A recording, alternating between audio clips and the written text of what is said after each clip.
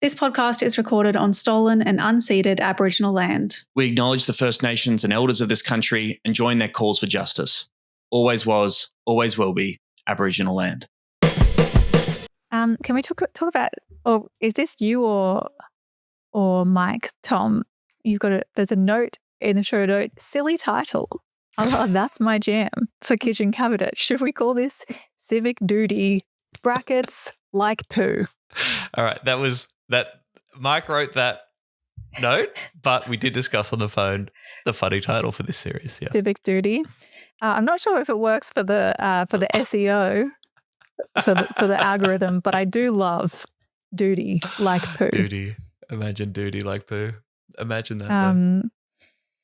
Hey everyone. Thanks for tuning into the Patreon. Thank you for supporting the show. Thanks for being a subscriber on Patreon. We appreciate you. We love you. Merry It's Christmas. Christmas. Merry Christmas. Is it exactly Christmas? What day is it? Today is exactly Christmas. Today is Christmas, and you've stepped away from your family as the lunch goes cold because you said, wait, I need to listen to the new Patreon episode of Serious Danger, and we appreciate you for that. Obviously, hey, I'm Emerald. That's Tom, in case you didn't know. In case you've forgotten what my voice sounds like since the last episode. As always, quick disclaimer, this is not an official Greens Party podcast. It's produced by Mike the Griffin, who comes up with wonderful show titles and such for us. And this one, if you didn't get it from Civic Doodie, we are reviewing Annabel Crabb's new 3-part series on ABC, Civic Duty. Duty with a T.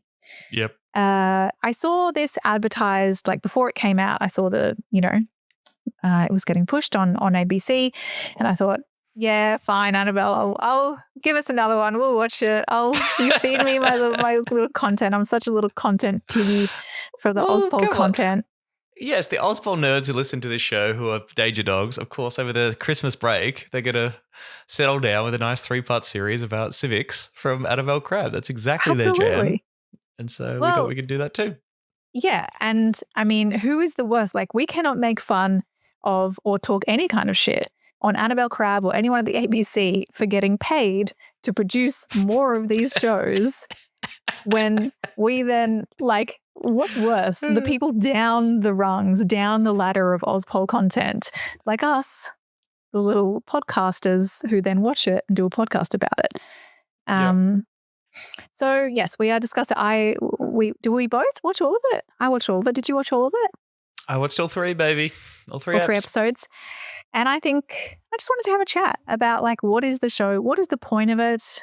What do we think it's trying to say? And maybe do we agree about the state of Australian democracy and our electoral system? Shall we crack into it? Let's do it. As Australians, we tend to take our voting system for granted, filling out every box on the ballot paper, the snowdrift of how to vote cards as we rock up to vote on a Saturday. The sausage, of course. The fine, should you neglect to show up at all. The beige omnipresence of the Australian Electoral Commission, there to make sure that the process works exactly the same way, no matter where you vote. But none of this is normal. No other country on earth does things the way we do, shaped over more than a century by visionaries, opportunists, scoundrels, and the great Australian people ourselves. Democracy down under is a curious creation indeed. Okay, so what is this show? Civic Duty, yes, as we said, 3 episodes. It is hosted by Annabel Crabb. If you don't know her, I mean, I don't know, she hosts all of the Ozpol things. Was she a journalist? Genuine question. Brutal. Sorry. A brutal question. It's because I'm so young. She's been a political reporter and journalist and commentator for a very long time. Right, yes. But she does all of these. She's a commentator. I know her from hosting shows like this and Kitchen Cabinet, which we've also done on this show. We've reviewed Kitchen Cabinet. The show is about Australian democracy, I guess. Like, it's very information. It's very educational. It's got lots of graphics. It's got, historical documents swirling across the screen and illustrations of what's happening, which I personally, I have to admit, I kind of enjoyed watching it. I did enjoy watching it. Of course, it's the kind of thing that makes me think, how many, do other people enjoy this as much as me? Like, I looked up the figures. It looks like quite a few people watched it. You think people like this shit? People love Annabel Crabb. This came out in the wake of after the 2025 election. So it was kind of, and there's some pretty interesting kind of follows footage the election from too. within AEC. Yeah, follows the election as sort of the spine of the show. Yeah, I'd say it's like a fluffy version of civics, right? The stuff that you're supposed to learn in high school about how the whole system works, thrown in with some, interesting historical insights as to how Australia's electoral system came to be the way it was, how it's supposed to work, how it's changing. And also, I think probably pulling in a whole bunch of commentators from across the board, from Abby Chatfield to Tony Abbott to Ben Fordham, all these people talking down the barrel about their reflections of it. Politicians, both current and former, and political journalists and influencers all having their 2 cents. Yes, lots of talking heads. I think, and maybe we can even just skip right to the end and we can play Annabel's summing up monologue here.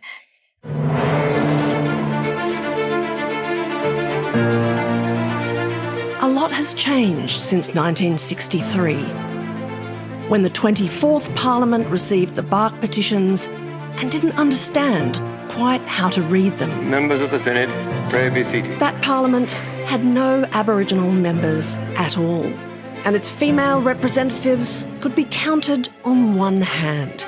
It was a sea of white male faces. The 48th Parliament we just elected has 10 First Nations representatives, and for the first time ever is 50% female. This Parliament, thanks to the relentless force of people power, is starting to look a lot more like the population it represents. Australia's democracy is unique, but like every democracy, flawed. You fill in the boxes, starting with number 1. Sometimes it divides us. But we will decide who comes to this country and the circumstances in which they come. Or ignores people it shouldn't. Or looks away from problems that seem too hard to fix. Every black death in custody. But at other times, we've made hard decisions together. Australia has done it! Which have built prosperity. Paul Keating floated the Australian dollar. When the phone started ringing in dealing rooms this morning, trading was frenetic. Improved lives. Medicare will provide every permanent resident with basic health insurance. This is how democracies change. Sometimes it's an agonising, unconscionably slow process. For the pain, suffering and hurt of these stolen generations, driven by persistence, we say sorry. And courage. We don't want the GST! This country desperately needs a new taxation system. Sometimes change is born quickly out of shocking events. There is no other way. There is no other way. If a democratic parliament is a conversation between a government and the governed, Gaza cannot wait another day. This one is listening more closely than it once did.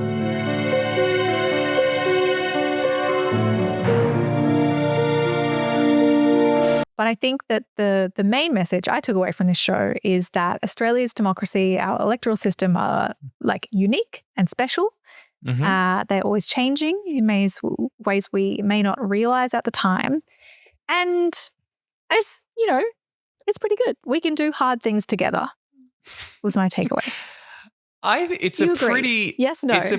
It's a pretty fervent endorsement of the system. I think the general message of these 3 episodes is trust the system. Gosh, we're so lucky to have our Australian election system. Hey, it's not perfect, but it's pretty good. And my major issue is the absence of a critique of that political system, how it doesn't work, and what a more democratic system would look like. If we're trying to achieve this goal of like actually representing the people's will in influencing the way our society and economy is managed, is that actually what this system produces, and what would seriously need to change in order to achieve that goal?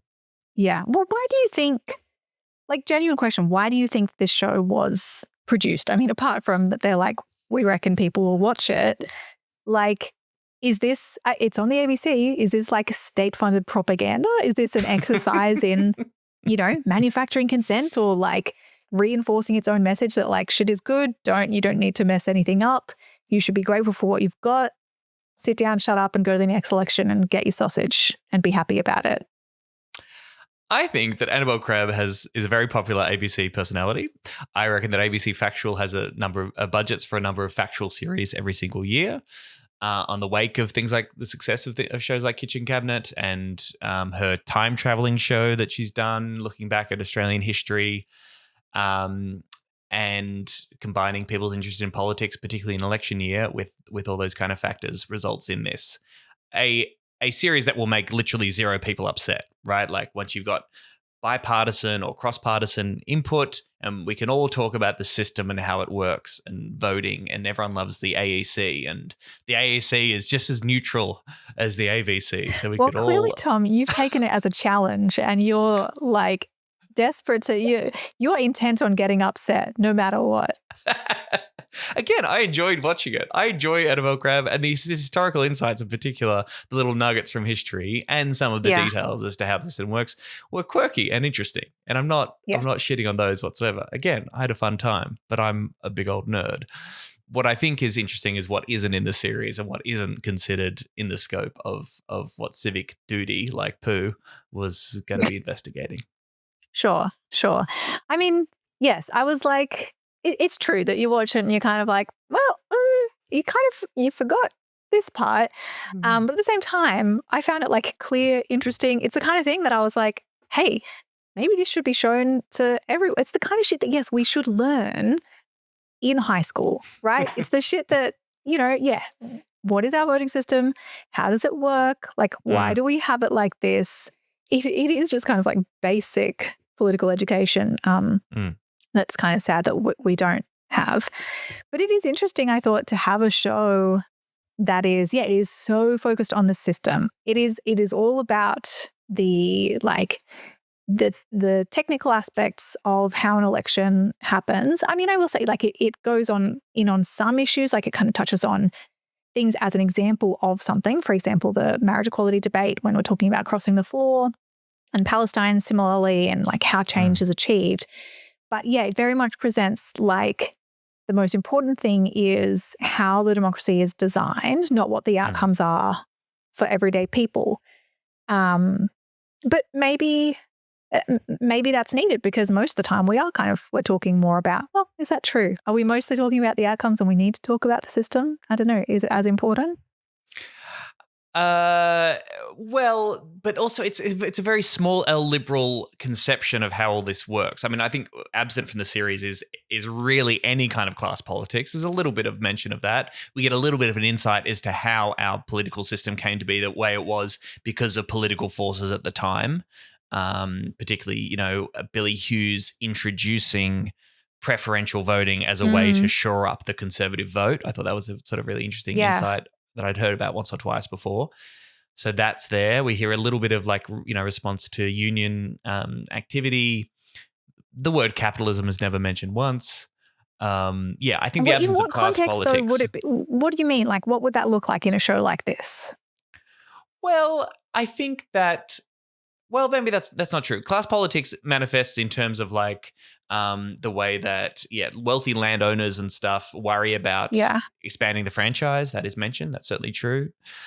But I mean, again, a socialist analysis of this stuff means that you cannot separate the liberal democracy voting system from the questions of the way, society is economically organized. Sure. So you think that it could have gone, the results that this system have produced are in a context where we have, in a context of growing inequality, do you think that that's what, how it doesn't touch on money in politics at all? There's simply no interrogation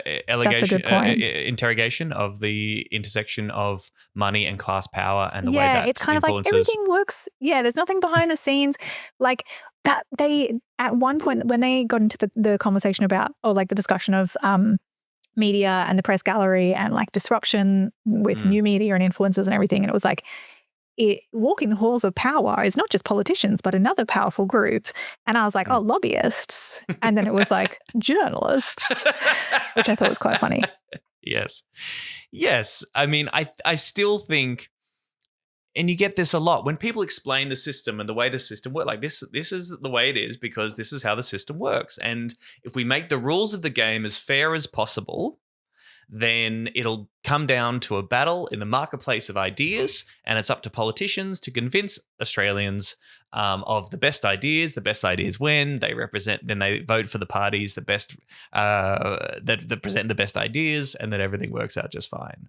I mean, the final line of the piece is, this Parliament is listening more closely than it once did to the Australian people, which is like, okay, that's an interesting thing to say. Yes. Well, but that's that she's saying that in the context of the rise of third parties and independents, kind of, right? Yeah, kind of, yeah. Or maybe engagement in new media. Like there are a few ways that you can take that, but it is an interesting take. If you ask the average person, do you feel like politicians, do you feel like Parliament is listening to you more than ever? Yes. I can't imagine anyone being like, yeah. Yes. Well, there you go. There's another absence. So look at people's trust in politics, and the declining vote of the major parties. I mean, according to Kevin Rudd, that's because of social media. Because social media has fragmented the conversation, is why fewer and fewer people are voting for the major parties, which was a very interesting insight from Kevin there. But yeah, I mean, trust in political institutions is on a secular decline and is cratering. And that's not in defiance of Parliament listening to people more than ever before. No, it's because in many respects, our political system and political class are completely divorced from the material interests of ordinary people, and a whole bunch of stuff is just completely off the table when it comes to making life better for people, Well, it's interesting because the show actually goes to great lengths to argue kind of the opposite. Like it drives home high levels of trust among the Australian people in the institutions that run election. Like it talks a lot about how Australia is unique because it has an independent electoral commission, nationwide electoral commission. And that's one of the things that means people really trust that our elections are at least not rigged, basically, which is true. But yes, it does kind of miss the fact that people don't trust politicians, or they still don't necessarily trust the system. Yes, the rules of the game affect. And I think that's true. And I think there's certainly something to be said for being thankful for and endorsing the presence of the AEC, right? Like publicly funded, neutral organisation that's consistent across all states and territories, at least for a federal election. That is a very good thing. And you contrast that with the American system, and you go, that's fucking mental. So I think that's good. And yes, the nerdiness of the AEC and how they just really care about making sure everything's fair is really charming. Cute. My favorite moment of episode 1 is when they do the ball thing where everyone loves a ballot draw. I didn't realize, but there's like 2.5 pages in the Electoral Act that describe how that process should work. We're talking about the system in which you put balls with candidates' names that represent certain candidates in a container that you then spin. And anyone then you can pull spin out the it? Numbers at random. Yes. And anyone can get up and have a spin, which Annabel does, which is thrilling. Yeah. And then they pull out the numbers, and that determines the ballot order for the election. And that was quite charming. Yes. Yeah. It's cute. I'm surprised they didn't talk about the fact that when there's a tie, it's decided by coin flip, like in an election. If there is a tie. Really? If a candidate gets exactly the same number of votes? Yeah, it's a coin toss. I thought that would have belonged in this. Yeah, that's a thing. Has that ever happened? I don't know. Good question. I wonder what the Annabel statistical Crabb, likelihood of two people to have exactly the same number of votes pretty low. Preferences would be. Must be very pretty low, surely. But yeah, I do think yes, in outlining the ways in which Australia's electoral system is designed to be fair, there are a few points where I was like, there are some holes in this argument. Like even I get that they have this really quite a long conversation about how, redistributions are done in Australia by the Electoral Commission. And it's like this long, boring and independent and transparent process that's all about fairness. But I feel as though you're kind of missing the point that it's like, well, what is fair about that? Like, what is the outcome that you're trying to achieve? Like, there's no interrogation of the unfairness that comes with single member electorates, because the very fact that gerrymandering would be possible anywhere, that you can draw electoral boundaries to concentrate like communities of interest, people who vote a particular way, so that you then send, like you can squeeze out other parties and send certain people to Parliament. The fact that that's possible should give rise to the question of maybe there's something wrong with a single member like electoral system. Right. Yes. This is the conversation that we've had on the show before about like proportional representation being a better way of doing things than just, single member geographical electorates. But there's no discussion of that. It's just like in America, they do gerrymandering. Yeah. Well, yes. Well, no discussion of proportional representation in Australia, even though we have the fucking Brennan system. Yeah. The hair classes. We have the Senate, and in Tasmania and the ACT. Well, true.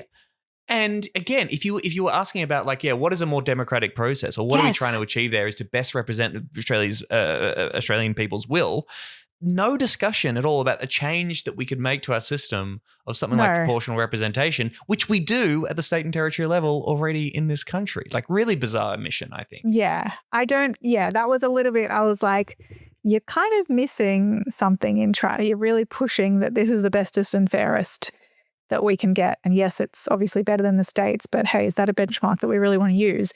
The other instance of this where I was like, was when they were talking about universal franchise and that being another great part of our system. And Annabel Crabb says something to the camera, or says something like, well, effectively no one was excluded in the initial draft. And then it goes through how Aboriginal people were excluded and then added back in, blah, blah. But as she says, like effectively no one was excluded on screen, it's showing the act that excludes prisoners serving a sentence over a particular number of years. And I'm like, do you not see the irony there? Like that's the kind of thing that is just like very much swept under the rug in the series in an effort to be like, look how good it is. It did feel a little bit like that, a little bit sugar-coated, whitewashed, I don't know. Well, it's very, conservative, centrist, follow the rules, feel good liberalism. Yeah, effectively no one. Because prisoners are effectively no one, right? Because they wouldn't be there if they were worthwhile people. Yeah.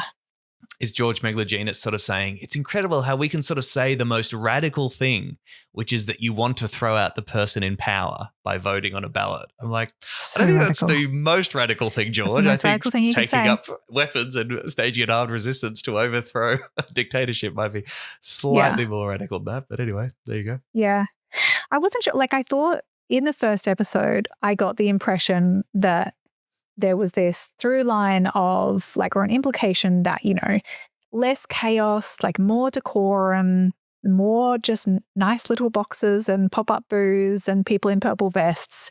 That equals better democracy if stuff is like more chill and more civil. But then I think perhaps in these subsequent episodes, there's a little bit of questioning of that, talking about disruption and, that Australian politics has always been a little bit crazy. And that's what democracy is about. Like, what did you think of that? What was your takeaway? Was it more decorum better or no? Look, I mean, again, an appreciation, an interrogation of, an education about, an appreciation of an electoral system that is fair and neutral, that is a worthwhile thing to do. And it is unique and we should treasure it. And actually the contrast in the history when they say voting used to be you go to the pub, it was just men, of course, everyone getting drunk, and then you had to declare your vote in front of everybody else. That does sound fucking insane. And it's good that we have a secret ballot and all these uniquely Australian innovations when it comes to the voting system. That's really interesting and that's good. Again, my question mark around that is this idea that, yes, if we have a civil and orderly electoral process and all the rules of the game are fair, according to this documentary, ignoring a whole bunch of things that clearly make it unfair, then everything should work out just fine. And that's just, you just can't evaluate modern Australian democracy at the moment. I mean, like that, I think. You cannot ignore the role of money and the failure of our political system, corrupt as it is through things like donations and class power corrupting the system, resulting, doing things that annoy people, like, yes, most people treasure the fact that we all get a vote and it's secret and fair, and they don't dispute the results of elections like we're seeing in America, and that's good. But people still hate politics because the politicians who get elected through this fair system, quote unquote, still do terrible things, and that's why pisses people off. The best articulation I've heard of this is I forget who it was. I think it might be Godfrey Most, the union leader, who said, our system is supposed to be one person, one vote. In reality, it's $1, one vote. Right? That's actually how political power is manifested is through money and class power, and that actually overrides, outweighs the voice of the people on many occasions. Yeah. Well, I mean, that kind of almost leads me into there's this discussion that runs through a few of the episodes about compulsory voting. They keep coming back to that, as a fairly unique feature of Australian democracy, and whether it is a good thing or a bad thing doesn't really seem to take a position, I would say. Is there an argument that compulsory voting kind of devalues the vote, and so the actual levers for power are then outside of the voting system in a way? Well, I would say the system tacitly endorses the idea of compulsory voting, generally speaking. Yes, it has some voices that counter that, but generally speaking, the message, the show is saying compulsory voting moderates our election outcomes, and it means that you don't have to appeal to bases and radicalize people and be extreme in order to get them to the polls, and it means that politically disengaged people, at the very least, have to engage with the political conversation and the political process. I know we talked about this at length with the episode with Kevin Bonham, right? I mean, yes, I'm in favor of compulsory voting. I think it's a small infringement on people's liberty for the sake of the national and political life of the country. What I don't think was sort of interrogated, and I'm not sure what I think about, is the idea of having to do the full ballot. Yes, you should have to turn up and vote. Yes, you should rank your choices of candidate. Why do I have to number every box? Why want optional preferential? Why do I have to vote, put a number of preference against a racist neo-Nazi? Why can I just not vote for that person? Because you get the privilege of expressing your distaste for them. I can't remember who it was. Might have even been Walid Ali or someone in the show says, how great is it? Maybe it was Richard Dennis. Sorry to confuse them. That was you get to not only, express who you want, but who you don't want. That is the incredible thing about full preferential voting is you get to say, fuck you, I'm putting you last. I want to put you somewhere at the bottom. And I think the answer to why do we need full preferential? Because it is the fairer system. And if you don't have that, it's going to be less fair. You're going to get less fair outcomes. But isn't not voting for someone the ultimate rejection no, of that person? It's like abstaining. You're abstaining from a vote on that person is how I would see it. I want to vote no to that person. But you're not voting no. You're voting number 8 out of 8 for that person. Well, I am, because if the spectrum from 1 to 8 is yes to no, I get to vote no. Whereas if you just don't put anything next to them, you've abstained. Yeah. Because of the story in which the Conservative introduced compulsory preferential voting to make sure that the votes do end up back in the Conservative pile, that gave me pause. That made me think, well, hang on, doesn't that mean that your vote does eventually end up and go back to someone you might despise? Well, in that situation, like it or not, the majority of the country wanted a conservative-leaning candidate. And it produced the result that's more reflective of what the electorate wants. Whereas if you didn't have that, then you could have elected a Labor candidate, which maybe you would have preferred, but fewer people wanted that. 60-something% of the population has got someone that they didn't vote for or didn't want at all, But if I'm in a really conservative seat and I really hate the Conservative candidate who's the sitting MP, if I voted, and there's 8 candidates on the ballot, if I voted 1 to 7 for every other candidate except this guy, and I don't put a number next to his name, so my vote doesn't contribute to his vote tally whatsoever, and I preference all the other candidates beforehand, doesn't that reduce my consent and endorsement of that particular candidate? No, because by putting him last, you would have been ensuring that your vote would never go to him, because in the two candidate preferred count, right, it would have gone with the other candidate. You'll eventually go to the other candidate. Okay, that makes sense. Mm. All right, thank you. You're welcome.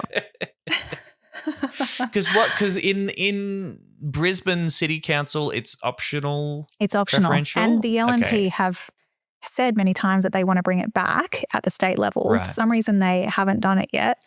But yeah, it vastly benefits them. Okay. All right. Carry on then. Yeah, carry on. Because we now have a country where actually it's rare, there are more, there are electorates where Greens and Labor make up more voters. So it's fair that they would then combine their vote in the 2CP. Yeah. Right. But coming back to this compulsory voting discussion, I did find it interesting. I think I've always probably in the past landed on, compulsory voting is good, but I don't feel that, I guess, solid in that. I did find it funny. There was a moment where Walid Ali said something like, we are saved in this country by the disengaged who are forced to engage at particular moments, which I feel like is an implication that, compulsory voting is a moderating force because you get the centre to vote. But then they talk about how when it was introduced, that was the plan. It was this Queensland Premier, Digby Denham, love that name, who had this, quote, cunning plan to smash the unions by introducing compulsory voting, thinking if everyone votes, I'll bring out all of the moderates instead of just these crazy lefties, and then got absolutely smashed because everyone actually supported that side of politics. So I did think that was, it was, I wish that the show had put those two moments next to each other as a little bit of a contrast. The example, Annabel Crabb goes to Denmark and looks at the Danish system, and it was pretty remarkable that interaction she has with a woman who says, "I think it's crazy that you're forced to vote. Here in Denmark, voting is not compulsory, and we have 80% turnout, which is." I love her argument though, which is basically just I'm a contrarian. And if you told me, she was a very funny woman in general. She was like, if you tell me to vote, then that's something I'm not going to do. I will not do it, but I want to. I'm like that. You told me to do something. I'm like, no, but I still vote. The argument. And then you got Ben Fordham in there saying, I know people who don't know fucking anything about politics. Do we really want them voting? Which then, to me, gets a flag going of IQ tests for voting, and you got to pass a test to vote. You got to that stuff. Yeah. It is.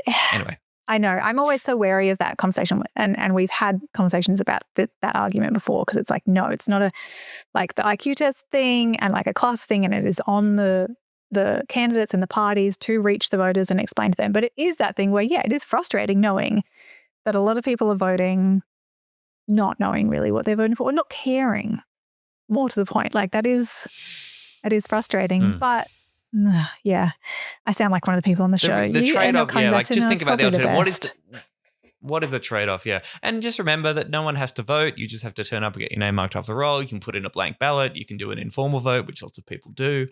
That is totally possible. I did find it very funny, the story about people voting in Roman numerals on the Senate ballot. Thinking they're really unique, but apparently it's very common. That is quite funny. I'm really good at Roman numerals. And then numerals. one person being why. They just make good luck sense to me. sorting this out, because I've just written in Roman numerals that apparently they voted informally. Idiots. Idiots. What about this, the conversation about, again, when she was in Denmark, they were talking about, I guess, voter-initiated debates in Parliament. They have this mechanism whereby if they get, I think, 50,000 signatures on a petition or a proposal, then Parliament has to debate it, which I think used to be the case in Queensland Parliament. It's no longer the case that if you got 10,000 votes on a petition, it would get debated. No longer the case. I don't know if it exists in other Australian parliaments still. It's crazy. But it seems to be less, that would still be less a thing. They would probably just debate it and not have to actually do anything about it. But I thought this was They interesting just in the table it and be context like, of. yeah, look at what the people think. That's weird, isn't it? Anyway, what else is going that's pretty on? much, that is what it is now. Table a bunch of petitions and be like, oh, that was strange. Anyway, kooky. But like if voting, if you have compulsory voting, if voting then becomes the baseline, do you need more mechanisms for people to enact change like that? Yes. I mean, absolutely. I mean, great. Okay. Yeah. Elections are just so, of course, it just allows politicians to sort of get whatever bullshit they want, really, and justify their own kind of agenda. And then when you suggest or introduce other mechanisms that might actually give you a greater insight into what people think, particularly on certain issues, with direct democracy, with things like referenda or plebiscites and that kind of stuff, then it gets, they get much less. When it's much more definitive exactly what people want on a particular issue, then people get politicians seem to get much more reticent to pursue those tasks. Anything that might hem them in and that might make them more accountable to actually representing the public's will, then people get a little bit worried. And I mean, we know that. We saw fucking politicians during the marriage equality debate who their seat overwhelmingly voted one way or the other when it came to the marriage equality question, and being like, no, I'm going to vote for what I think, or I'm going to abstain on this. Fuck all the people of my electorate. I don't care about it, you know? Yeah. I know it's the kind of thing that some people in the Green, like I think particularly of Jono Suranganathan, former guest, friend of the show, who would put to a vote of his electorate things like, how do I spend this budget? And like was very keen on, with the idea being that he was a Greens councillor. One of the Greens pillars is grassroots participatory democracy. His argument is that should mean like in some cases, or like as much as possible, really, put it to a vote. But yes, I think a lot of people are like, ooh, that's a bit scary. I know, it's crazy, man. And, you know, in our current age of technology, it should be easier than ever before in human history to actually poll people, get a sense of what people want. Now, look, whether that binds an MP necessarily is an open question. I think just being more transparent. So presumably if Jono got a result back from people and there was a compelling reason as he saw it as to why not to fully follow that example, he would explain it in a public way. He would be like, here's what the result said. Here's my reasoning. Here's what I think. Here's my full transparency, and hold me accountable at the next time we go to an election based on what you think about this. I mean, I think that's totally fair enough. Allowing some wiggle room for autonomy for MPs is not the end of the world. But yes, MPs should be getting feedback from their constituents as much as possible, and be actively seeking it out to better inform their policy making. And if they really did that, and actually followed that, I think a lot of policy positions, particularly the Australian Labor Party, would look very different. Yes. Well, but they don't even give shit about their own members. Their own fucking branches will pass motions that completely contradict an MP's actions, and they don't give a shit. They just care about keeping in good favour in caucus. Yeah. I mean, there is an interesting question that arises when you talk about having the electorate vote on an issue where you're a member of a party, if it then contradicts the position of your party and the platform on which you were elected, like to whom do you have loyalty? And there's quite a lot of discussion mostly in the third episode, talks a lot about parties and conscience votes and crossing the floor. They interview Fatima Payman, talk about her crossing the floor on Palestine. They also talk to Penny Wong about not crossing the floor on marriage equality. I thought this is an interesting discussion. Like it's always, it does seem to lean more towards the idea that like conscience votes are good, that politicians should be able to represent the people by not having to vote with a party, and also that they should be able to like follow their heart. Like this idea of like staying true to yourself as a politician, which I always just think is so bullshit, because like, who are you? Like, I don't care. Actually, you are just a vessel that's meant to be there to represent like a movement and an electorate. But yeah, well, they cite that when it suits them. I mean, the moment with contrasting Fatima Payman's experience with Penny Wong voting against marriage equality in Labor was the most insane take or investigation of this I think I've ever seen.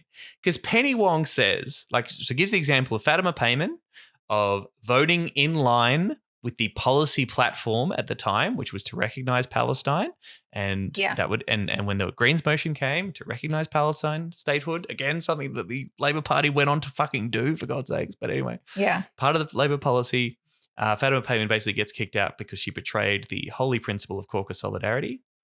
Then Penny Wong says, "We believe in the power of collectives to give effect to change. When voters vote for a Labor candidate, they can have a greater degree of confidence that that candidate will act in accordance with the party platform." Yeah. But she seems to be saying this in defense of the idea, or to indict Fatima Payman. Maybe it's the way the editors put together. I don't know.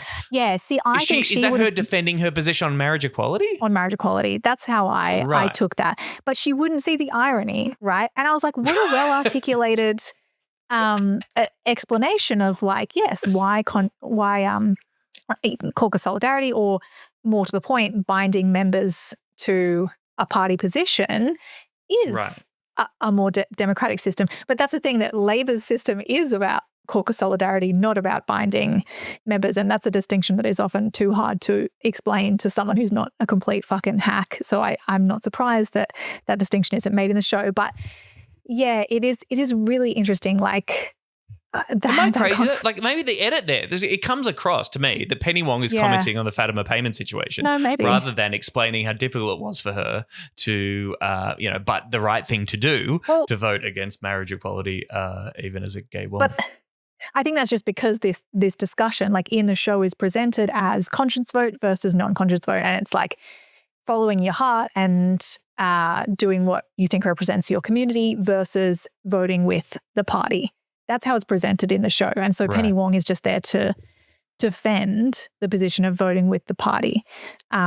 And in defending it, she articulates that it's not actually just about voting with your party, but voting on a platform on which you were elected. But yes, the irony is, of course, is lost in what does it mean the conversation. To vote with the party? I mean, what's more important, the democratically decided member-driven policy platform or the parliamentary caucus? Just the caucus. Fucking hell, man. Evil. Yeah. Evil stuff. Evil stuff, evil stuff. I will say it's very funny, Barnaby's contribution to that, where he talks about when he was a senator originally. Barnaby Joyce is on there. Apparently he crossed the floor like 19 times. Basically.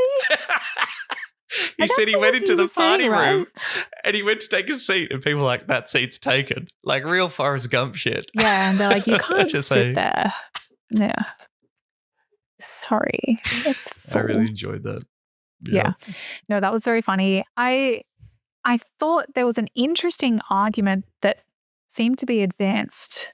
This show seemed to be kind of suggesting that caucus solidarity or discipline within a party, and particularly, yes, like members being bound to vote with the party, is encouraging, or one of the key factors in growing distrust or dissatisfaction with the two-party system. And so people see that members have to vote with their party and they're like, no, I want a member who just like follows their heart and who listens to me and not the party. And that's why they're voting for third parties. I thought it's an interesting point because like it's probably kind of true. Like I think that on a basic level, a lot of voters do, if you just hear like they're forced to vote along party lines. They don't like people don't like politicians, quote unquote, towing the party line. They want them to be able to like stand out on issues that matter. But I just hate that, like this conversation is always missing the nuance on exactly how that manifests. And how it manifests then is in many instances, like putting aside the Fatima Payman one where she was voting in accordance with the platform, but it manifests as the other thing that people fucking hate, which is politicians breaking promises and lying. Don't you want someone who keeps their promises? Yeah. I don't know. Yeah. I don't know. I guess the Penny Wong incidents, again, Labor people hold it up as like, wow, wasn't Penny Wong so good to put herself above, put the party above her own particular, desires when everyone knew that she was in favor of marriage equality, but she, like a good little soldier, swallowed down those objections and just went out there and defended the position and didn't just say, I lost the fight in caucus, I'm for marriage equality, but the rest of my colleagues don't support it. Actively went out there and ran lines against the notion of marriage equality. Yeah. I view that incident as an absolute indictment on cynical politics and people throwing their principles under the bus for the sake of their own political career and standing within a party. I appreciate it would have been difficult for Penny Wong personally, but I still think that decision and that at the very least, you should look at this system and say something is really fucked up here about this. But it's something's wrong. Yeah, I look at that system and I go, what's fucked up and what's broken is the Labor Party. I don't necessarily go, it's the fact that Labor binds its members to caucus, although I do think it should be bound to the policy platform rather than caucus. But I go, but the problem is that then the party that they bound them to is so cooked that it couldn't that it took that long to get to a position of equality and fairness and justice. Yes. That's where, yes, I guess when we talk about this show overall, it's like sometimes it is important to look at the system because, the purpose of a system is what it does, like how it's built is very important and it does matter.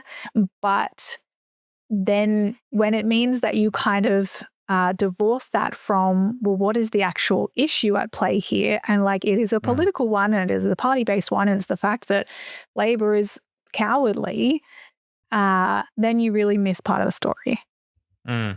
Particularly, again, extra context in the internal Labor machinations when it comes to marriage equality. You have to acknowledge the outsized, undemocratic role of one particular union, the SDA, that was driven by social conservatives that swung their dicks around within Labor to hamper their progress of getting to the position in which they supported marriage equality in defiance of their own members as a union and indeed the broader Labor base. So again, that's within a supposedly democratic organization, a deeply undemocratic system that once again was powerful people using their power as much as possible to serve their own interests, regardless of the democratic outcome, which we see replicated in Parliament itself all the time. Yeah. What did you think about the final kind of discussion that I thought was interesting? And this is mostly in episode 2, which is about disruption, quote unquote disruption. But there's a lot of discussion about influencers and new media. What did you think about the way that was presented? Yeah, I mean, it's sort of looking at the furor that came out of influencers being invited into the budget lockup with your Abby Chatfields and such. The AAC potentially investigating Abby Chatfield after Jane Hume seemed to imply that she'd been paid to interview Albanese and whether they needed to do an endorsement message, which I think briefly came up for us, didn't we? We couldn't collaborate with Greens MPs when we had them on. Well, because they had those, it was with Abby Chatfield, had collaborative posts with Adam. Yes. Yeah, right. Generally speaking, I thought the response from most of the commentators was pretty reasonable, sort of saying, this is just the media landscape. It's not the end of the world. People freaking out about the fact that new voices and different media people are playing a role in this is not so bad. I have some sympathy for Waleed's ability or attempt to try and distinguish between a journalist and an influencer or a podcaster or some content creators. I think that was probably fair enough. I think as long as everyone is aware of what's going on, that's fine. I think Waleed is despairing the idea that politicians are treating going on Aussie Man reviews in the same way as if they're going on 7:30 to be interrogated and held to account somewhat. Is that not fair enough? I understand. Yes, I understand they're different, but I also think that this, for me, brings me back to objectivity discourse and does objectivity exist? And the idea that journalists and media are not coming from any particular position and are just perfectly unbiased and just ask their questions in a vacuum is bullshit. And I hate that that's not acknowledged. I understand there's a spectrum of, and there's obviously a difference between a journalist who is attempting to, the idea is that they're coming at it unbiased, but they still have biases. There's always going to be fucking biases. They tend towards institutional power and conservatizing the status quo, retaining the status quo. There is a difference between that and having someone who's I'm voting for the Greens, or I'm right wing, and so I'm doing content about that. Obviously, that's different. But pretending that one is perfectly objective and the other isn't annoys me a little bit.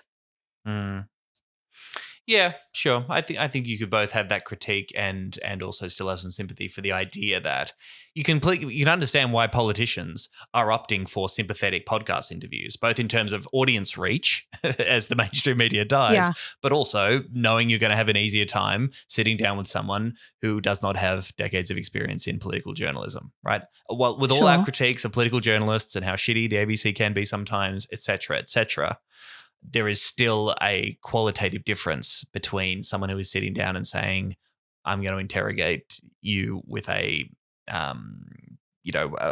broader knowledge of and engagement with policy detail, as opposed to someone who it just doesn't have that same kind of doesn't bring that same level of scrutiny to a certain interview, I suppose. Yeah. I mean, he does say, like, at one point he says something about them talking about social media, and he says we're being funneled into a particular side by the algorithm, and I'm like, is that not the case? Like, has that never been the case in traditional media too? Like, I get that they're different, and I get that if it's not clear what is going on, then that is a problem. But I don't know. I think there could be a little bit more critique of media objectivity as a general idea. Yes, and also the failures of the mainstream, traditional media. Sometimes the story is just told, oh, Twitter came along and then everyone just started abandoning us and moved away, and now everyone's dumber and they're angrier. And I'm like, well, you could tell a little bit of your own story there, I think, as to why sometimes the people often these new media and independent media outlets have sprung up because people are so disillusioned with the failure of the mainstream media to tell us the full story.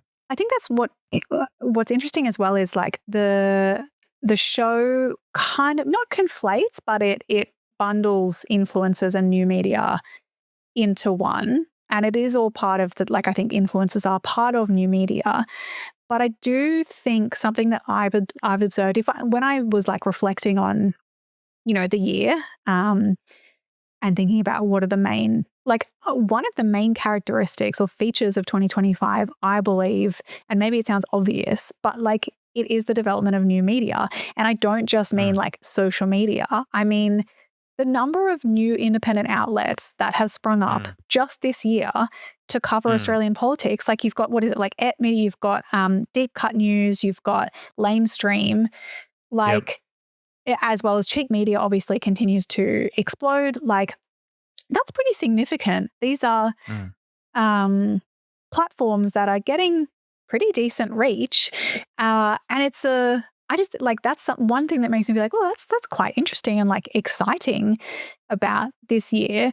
And it's a different thing, I think, to just the fact that, like, some hot women get a lot of views online and politicians can reach people by doing viral memes. Like, that's a bit of a different thing. And I think we are definitely still, like, I mean, it's all changing so fast, but, like, it is so hard. It would be so hard to produce anything about our media landscape that is still relevant and true in, like, a month's time, to be honest, because it's now, social media is such a, like,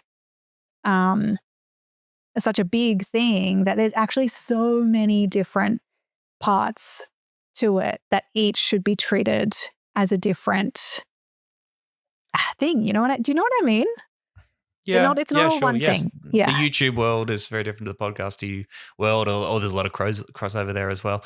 Again, if you don't listen to Lamestream already, I highly recommend you do it, because it is like a media watch, a media critique and analysis show from folks who have worked within the traditional media, who still have some level of respect or investment in there being good mainstream media, while still being very prepared to call out the bullshit when they see it, which is good. Yeah. One quick thing, like, talking about traditional media and objectivity, that tidbit that Alfred Deakin was an anonymous political correspondent, like, that he was the columnist for one of the papers. That blew my mind. That is so funny. I actually already knew that, but whatever. That's cool that you're learning, I guess. Maybe our listeners did too. I'll teach you about how preferences work, and you teach me about former Australian prime ministers being undercover journalists. Deal. What about the Charlie Kirk moment? Because this was just, I don't even know what I have to say about this. I just thought this was funny and weird because there's this moment in the show where it's like suddenly we're shifting to Charlie Kirk and like the music goes dark, the tone shifts. Like I get that, yeah, we're talking about a public assassination, so maybe you just like need to shift the vibe, but it felt a little bit clunky to me. Is that just me? Well, it was pretty crazy. So, you know, Annabel Crabb goes to America and sort of looks at at the extreme, what the Trump administration has done here, which is to bring in independent media or influencers who are basically just completely pro-MAGA, and they are there almost exclusively to just do a wash job and say, President Trump, how are you so awesome? Your campaign has the momentum of a runaway freight train. You know, we love you and you're fantastic. And what do you put? What's the question they show? What do you put your success down to? Isn't that crazy? And Trump literally says, who are you? I like you. You're good. Yeah. So that's the extreme. And of course, in America, you can always go for the extreme. Then the lady that Annabel Crabb is talking to works for Turning Point USA. And then a couple of weeks later, the Charlie Kirk assassination has. So that's just pretty crazy, just from a I guess it is pretty crazy. Point of view, I yes. suppose. Yes. And they're like from online disruptor to conservative martyr. Yeah. Jesus. Sure. It's very hard. America is just so far divorced from the Australian experience. And of course, Australians are always freaking out about like, we're becoming more like America, or look at America and what they're doing. I just think that the culture, political system and material circumstances are so different that it still feels like we're a very long way away from anywhere like that. So. You think that that's very different? Like, isn't that just a feature of it looks different because their press gallery looks different and like they have these big presses and they have the tents and everything and they just give the new media outlets a tent and that's like interesting. But similarly, like, you know, podcasters and influencers are walking the halls of Parliament House just like journalists are, right? Yes, but the Associated Press has not been banned because they refuse to. Yes, okay, I get what you're saying. Follow the renaming of the Gulf of America. But maybe they will if they're not. I mean, like if we implement all of Gillian Siegel's recommendations on combating anti-Semitism, then we'll be fucking defunding or banning media outlets that aren't pro-Israel enough. Yeah. Anyway, fair enough. Well, what do you think? I think you were referring to Kevin Rudd saying something similar about this earlier in the episode, but Penny Wong also says this thing about the algorithm and social media making it harder to bring people together or to make a case for political change. Do you think that's true? I think the fragmentation of the media landscape, making it harder to have a national conversation, I think that's definitely fair enough. We don't have a monoculture anymore, and the simple truth of when there were 5 TV stations, and lots of people would tune into a political speech or a political debate. That's just true. And yes, by the nature of a fragmented media with lots of different sites, with lots of different algorithms, and the fact that, yes, you and I have are seeing very different things on our respective social media platforms, that absolutely affects political discourse. That's fine. What I take issue with was Kevin Rudd's hot take that because social media has come along, people are voting for independents and minor parties. Like the vote is following the fragmentation of the media platform. Interesting. Like, not quite, Kevin. Not quite. Just everything's fragmenting. You know, I was really disappointed. I put in my notes app at some point, like when I knew that the words of the year were coming up, I was like, fragmentation. That's got to be one of these dictionaries has got to pick fragmentation as their word of the year. None of them did. I think it would have been a great one. I think it does encapsulate, like, again, that's what, you know, I think the emergence of new media, significant feature of 2025. And I think fragmentation is the thing that everyone has noticed. And it is so stark and so like bizarre. And it fundamentally changes the way that we experience the world. I think it's huge. Like, I don't know I don't know where we go from here. And it's true that, it makes politics very, very different because you don't have moments. You have so few moments that like cut through to everyone. And even those, they cut through in such different ways. Yeah. I mean, again, Osman made this point on Lame Street recently, like culturally, it's very rare for us to all be talking about the same thing at one time. So when, if there's something massive like, a movie, Barbenheimer or whatever felt good because everyone was sort of talking about the same thing at the same time. In a very different way, the Bondi Massacre is a moment of national attention is being paid to the one thing and the big conversation is happening at the same time. We're obviously having very different conversations about what they mean, but certainly those moments when it feels like, yes, you really do feel connected to other people in the country for a good or a terrible reason. Natural disasters are the same as well. But yeah, an election perhaps as well, maybe falls in that same category too. But they are becoming rarer and rarer for sure. Yeah. Well, it's an interesting point. Like I think that this show kind of makes or alludes to at least that point that, elections are one of the few times that it does feel like there's that magical feeling of coming together as a country. And interestingly, the emergence or like the rise of early voting has kind of diluted that somewhat because so many people aren't voting on that one day. Election day doesn't feel as special as it did like, a few years ago or particularly pre-COVID. And I think even that, that will become one of those things that is not experienced with as much cross-culture, like cultural unity or whatever as it used to be. And it's no surprise that people are craving community, but we haven't really figured out how to do it in a positive way, I think, yet. So how do you rate Annabel Crabb's Civic Doodie? How many stars? I give it 5 democracy sausages out of 5. Oh my God. It's good. It's very good.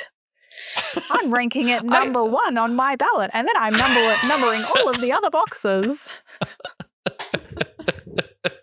Whoop-de-fucking-do. Look, if you like nerdy stuff, if you like this conversation, it's definitely worth checking out. I like the historical stuff thing. Again, it is interesting to consider why it was and how unique our Australian voting system is. But what you will not see is a discussion of, proportional representation, influence of money in politics, how this political system is actually serving the greater goal of representing, of truly fulfilling democracy. What would it really mean for Australia to truly be a democracy and embed democracy both in our politics, in the economy, in the way our communities are run? What are the forces in the organisation of current society that stand in the way? Because in this history of the show, you see people resisting the spreading of democracy for a whole bunch of bullshit reasons. And of course, the real threat that democracy has is diminishing certain people's power, people who own and run lots of shit. The job of fully democratizing our society is very much far from done, even though we love to tell ourselves and congratulate ourselves for living in a democracy every single day. Well, it's on ABC iView if you want to watch it. I did find it enjoyable. I find it enjoyable. As an Australian, I unfortunately am liable to get excited when I learn that Australia invented things. It's good if you also have that Australian feature. And we'll be back the next time that Annabel Crabb does a show. Love you, Annabel. Thanks for everything. And thank you, the patron subscriber, for making this show possible.